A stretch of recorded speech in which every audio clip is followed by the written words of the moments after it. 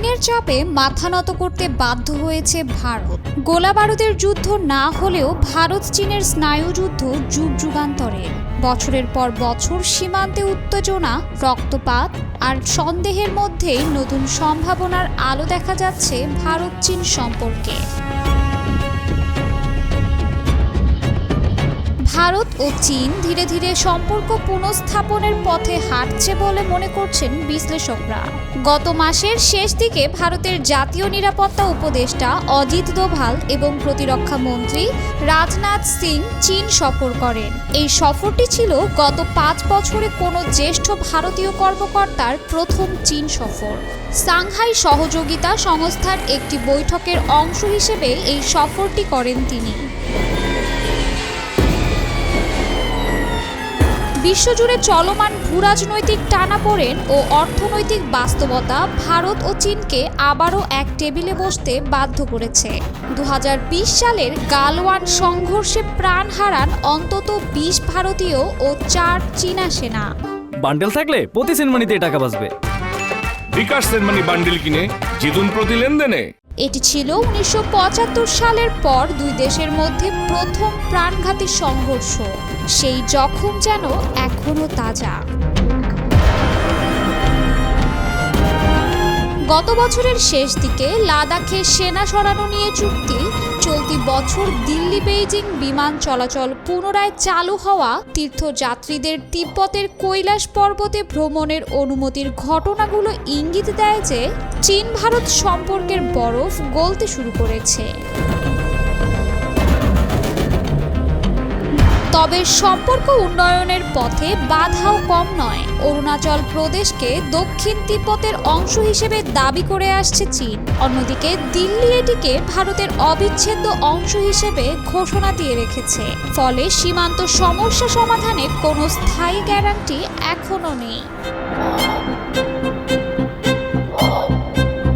ভারত চীন সম্পর্কের আরেকটি বড় স্তম্ভ বাণিজ্য। চীন এখন ভারতের দ্বিতীয় বৃহত্তম বাণিজ্যিক অংশীদার। 2023 সালে দুই দেশের দ্বিপক্ষীয় বাণিজ্যের পরিমাণ ছিল প্রায় $12,700 কোটি। বিশেষ করে বিরল খনিজের জন্য ভারত চীনের উপর অনেকাংশে নির্ভরশীল। কিন্তু এখানেও আছে নতুন দুশ্চিন্তা। গত এপ্রিল থেকে চীন বিরল খনিজ রপ্তানিতে বিধিনিষেধ আরোপ করেছে। এতে ভারতের গাড়ি, কৃষি এবং প্রযুক্তি খাতে চাপ পড়েছে।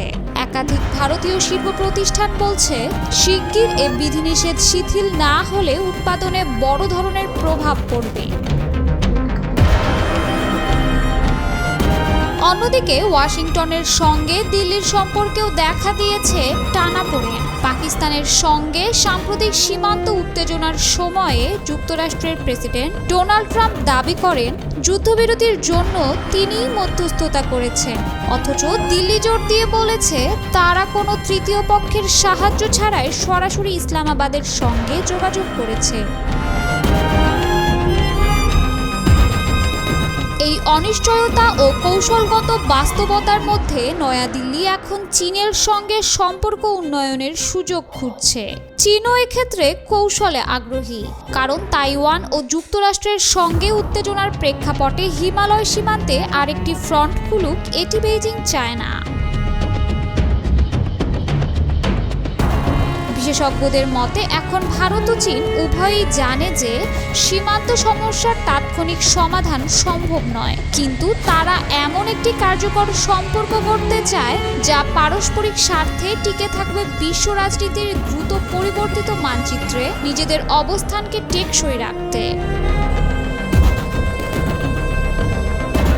তবে দিল্লির সামনে রয়েছে এক জটিল সমীকরণ।